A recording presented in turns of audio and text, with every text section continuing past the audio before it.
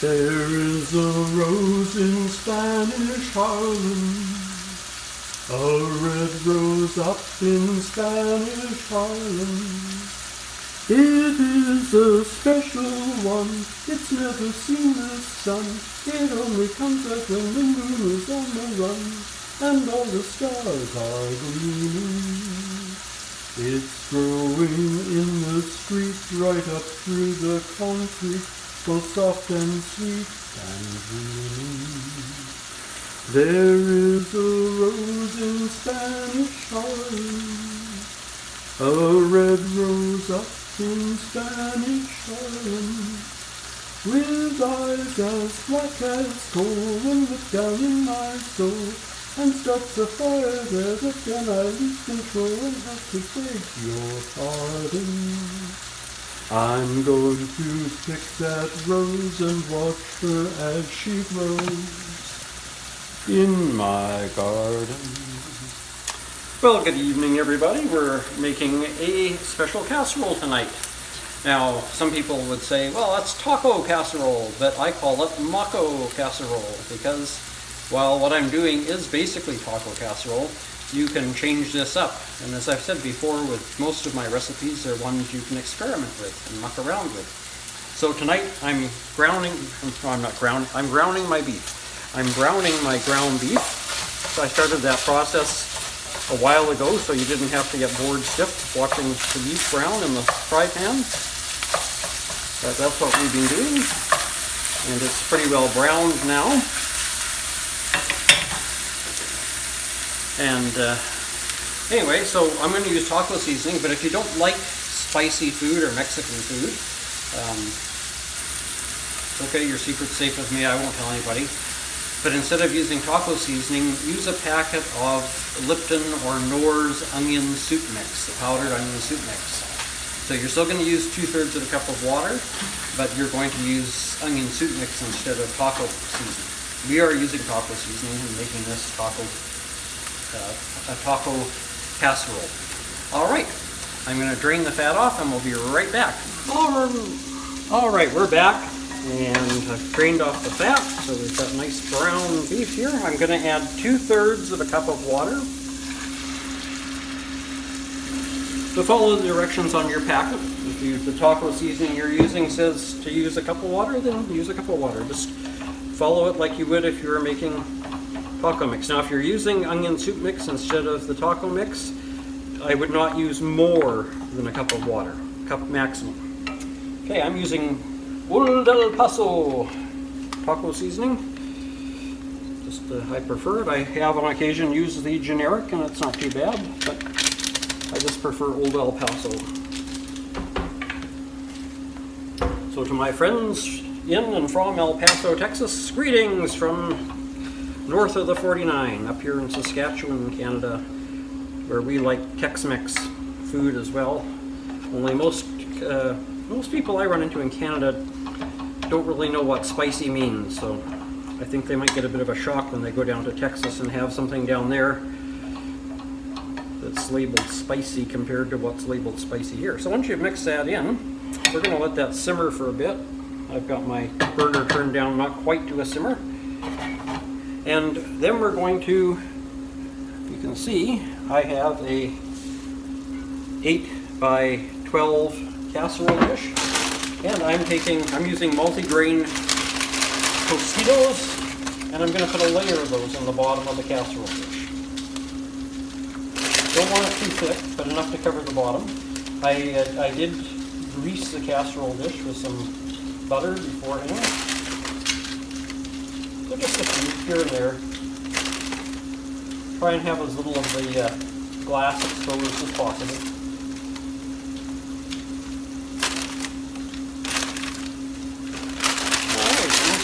Set your chips aside, you're going to be wanting them again. Give our meat a stir and turn that off. Now, we're going to spread our meat out over our chips.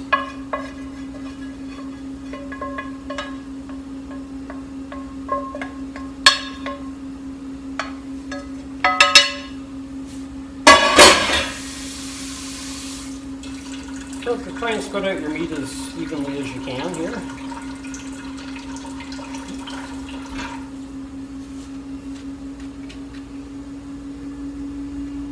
I'm using a pound of ground beef, but you know your family, so if you have a big family, you may need more than that.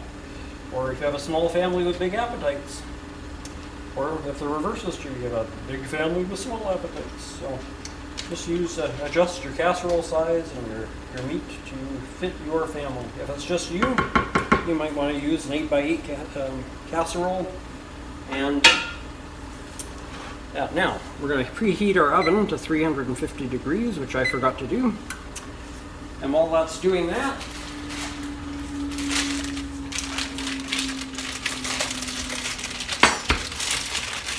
we're going to grate some cheddar cheese over the top of this.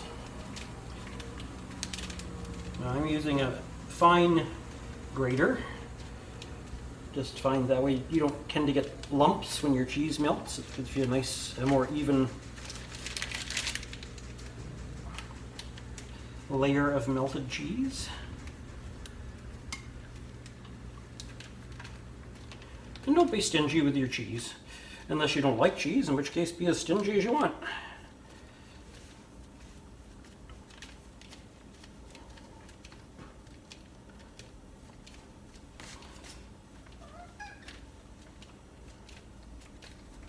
By the way, just so people know, in case you're wondering, if you're new to the channel, I am not sponsored by anyone.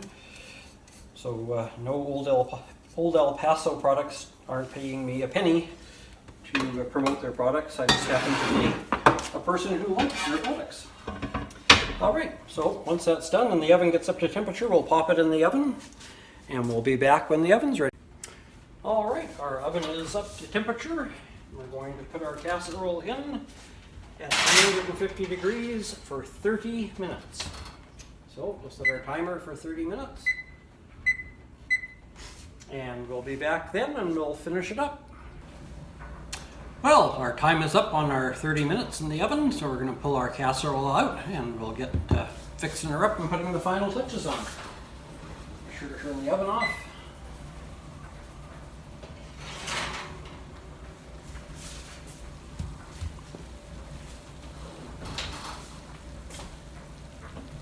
And I'm going to tilt you down here so you can see what's happening. Alright, as you can see, nicely browned, cheese is melted. And what's the next step? Well, the next thing we're going to do is we are going to put sour cream over the top of this. Now, if you don't like sour cream, then you could probably use cream cheese or something else, but I think this is best with sour cream. Don't be shy with it. Put some big globs of sour cream on there. The dairy farmers will love you. There we go. And I'm going to use my basting brush to spread that around. Because you want a nice, fairly even layer of sour cream over the top of this. You're going, sour cream on tacos? What's wrong with you? Well, I'm Canadian, so you can blame me on that. Too far from the Mexican border. Don't really get Tex-Mex, so I guess this is Can-Mex via Tex. So Can Tex-Mex. I don't know, Can Tex-Mex? You'll have to ask Tex next time you see him. There we go. Scrape the excess off on there. Okay, then what do we want? Well, then we're going to put on some crunched up corn chips. Remember, we put a layer in the bottom. Now we're going to sprinkle a layer over the top. You don't want to crush them up too small. You don't want powder, but you want them crushed up a little bit. So it's probably about a cup of crushed, not a cup of before you crush them, but a cup after you crush them. You can kind of judge on your own part if it's enough for too many, or... There we go. And what comes next, you ask? Well, I'm glad you asked. We're going to put salsa on there. Now, I personally prefer nice, hot, spicy salsa, but my wife prefers mild salsa. So guess what we use? We meet in the middle with medium salsa.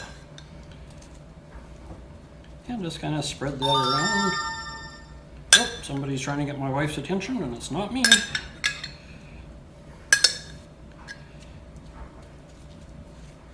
Just spread that around on there. Don't be afraid to use it all up. You can always buy more, right? Grocery stores are in business for that reason. At least that's my understanding. They always take my money when I go in there. It seems like the less I go in to buy, the more it costs me. Go in and do a big shopping, fill a cart, $250. Go in and do little shopping, buy 7 or 8 items, cost me $100. Never could figure that one out quite. Alrighty, so we got our salsa on there. And then we're going to take, this is chopped romaine, but you can use whatever kind of lettuce you like. If you prefer iceberg lettuce, and use iceberg lettuce by all means. But we're just going to cover the top with that.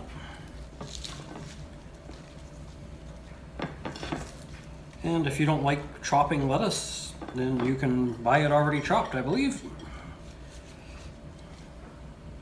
Matter of fact, I'm going to be honest and tell you that that's exactly what I did. I bought pre-chopped lettuce this time, rather than chopping it myself. There's a couple of escape crumbs.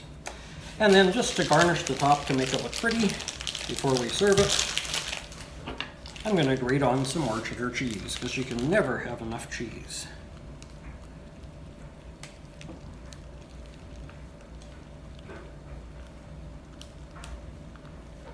Again, you don't want too much. You're just garnishing at this point.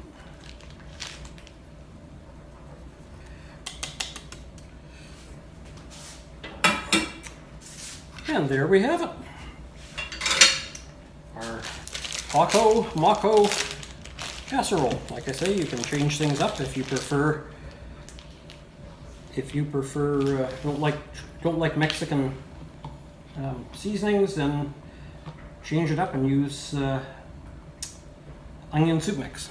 If you don't like salsa, then use, what could you use instead of salsa? Oh, I don't know, I can't think. But anyway, there's our dish for today. I'm going to switch it back up so I can talk to you face to face. But you could use some antipasto, or I mean, you could change this thing up any way you want. You could change it from being a taco casserole to a Mediterranean casserole. Add some olives and a few things. So play with it, experiment with it, change things up, do what you want. But if you'll excuse me now, I'm going to eat, because this looks really good. I'll take a picture of it and let you see the final product. Alrighty, until Friday, when we continue with our Frank and Abby mystery. Take care, stay safe, and God bless.